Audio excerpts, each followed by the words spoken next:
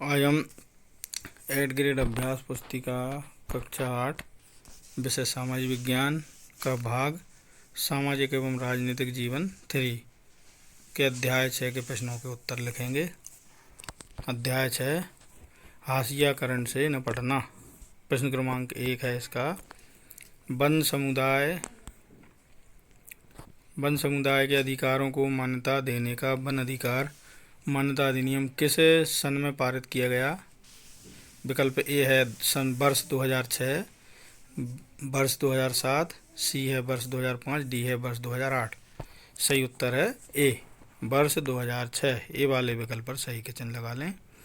प्रश्न क्रमांक 2, भारत के किसी भी नागरिक के साथ धर्म, नस्ल, जाति, लिंग या जन्मस्थान के आधार पर भेदभाव नहीं किया जाएगा संविधान के किस अनुच्छेद में उल्लेखित है?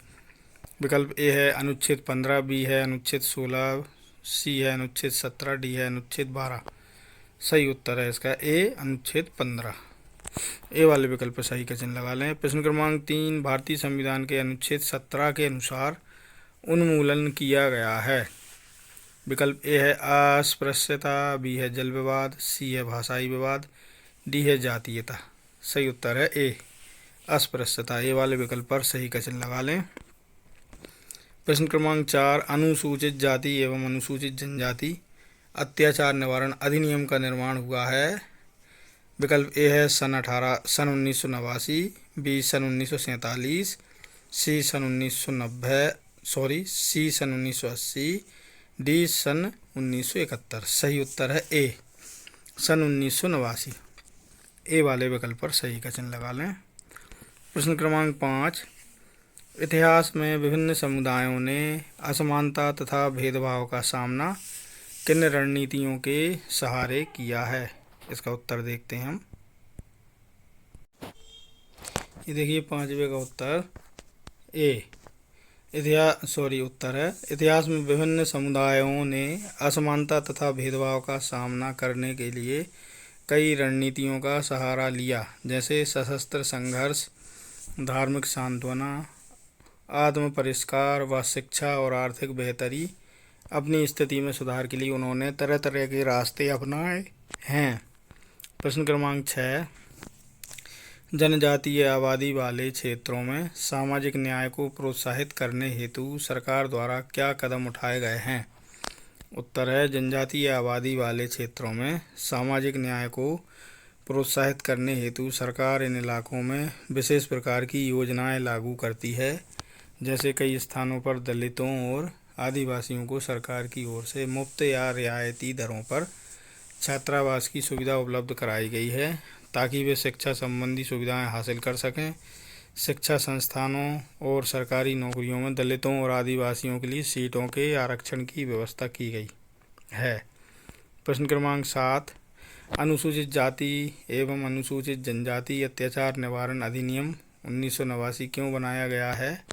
उत्तर है यह कानून 1989 में दलितों तथा अन्य समुदायों की मांगों के जवाब में बनाया गया था, जिससे दलितों एवं आदिवासियों के साथ रोजमर्रा के होने वाले दुर्व्यवहार और अपमान पर रोक लग सके।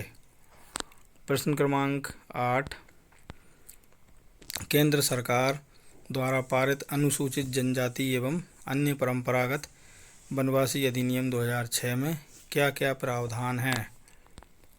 उत्तर है अनुसूचित जनजाति एवं अन्य परंपरागत वनवासी अधिनियम 2006 में निम्नलिखित प्रावधान है।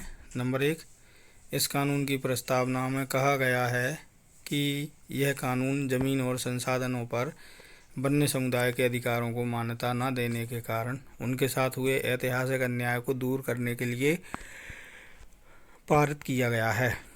नंबर 2, इस कानून में वन्य समुदायों को घर के आसपास जमीन, खेती और चराई योग्य जमीन और गैर लकड़ी वन उत्पादों पर उनके अधिकार को मान्यता दी गई है। नंबर 3, इस कानून में यह कहा गया है कि वन एवं जैव विविधता संरक्षण भी वनवासियों के अधिकारों से में आता है। प्रश्न क्रमांक 9, आरक्षण का कानून लागू करने के पीछे क्या तर्क दिए गए हैं?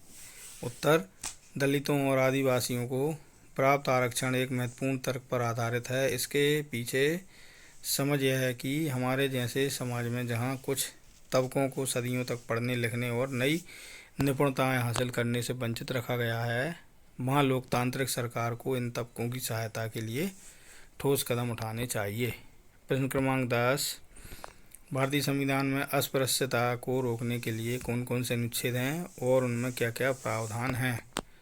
उत्तर, संविधान के अनुच्छेद 17 के अनुसार अस्पृश्यता या छुआछूत का उन्मूलन किया जा चुका है। संविधान में ऐसे दूसरे भी अनुच्छेद हैं जो अस्पृश्यता के खिलाफ हैं। संविधान के अनुच्छेद 15 में कहा गया है कि भारत के किसी भी नागरिक के साथ धर्म, नस्ल, जाति, लिंग या जन्मस्थान के आधार पर भेदभाव नहीं किया जाएगा।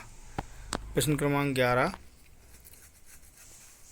हाशियाई तबकों ने मौलिक अधिकारों का इस्तेमाल किन तरीकों से किया है? उत्तर है, हाशियाई तबकों ने मौलिक अधिकारों का इस्तेमाल निम्न तरीकों से किया है। नंबर 1, अपने मौलिक अधिकारों पर जोर देकर उन्होंने सरकार को अपने साथ हुए अन्याय पर ध्यान देने के लिए मजबूर किया है। नंबर 2, उन्होंने इस बात का दबाव डाला है कि सरकार इन कानूनों को लागू कर सके। कई बार हाशियाई तबकों के संघर्ष की वजह से ही सरकार को मौलिक अधिकारों की भावना के अनुरूप कानून बनाने पड़े हैं। इसी के साथ हमारा ये अध्याय 6 यहाँ पर समाप्त होता है। यदि आपको हमारा ये वीडियो अच्छा लगा तो वीडियो को लाइक करें और हमारे चैनल को सब्सक्राइब अवश्य करें। बेल आइकन को प्रेस करें ताकि आपको आगे आने वाले वीडियो के नोटिफिकेशन सही समय पर मिलते रहें। धन्यवाद।